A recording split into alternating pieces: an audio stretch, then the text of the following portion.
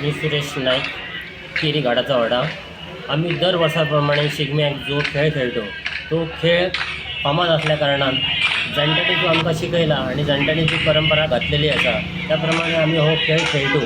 आणि टेपल्यांचो खेळ हो सगळ्याक फामाद असल्या कारणान तो शिगम्याकच खेळलो जाता. आणि असो खेळ सगळ्या गांवांनी आशव्या, मोरजी, वारखंड ह्या गांवांनी तो प्रसिद्ध आसा आणि तो बघपाक लांब लांबचे लोक हांगसर पळोवपाक येतात. त्या वक्तार आमी तुमच्या फुड्यात दवरलेलो आसा, तुमी बघचो, तेचो आनंद घेवचो.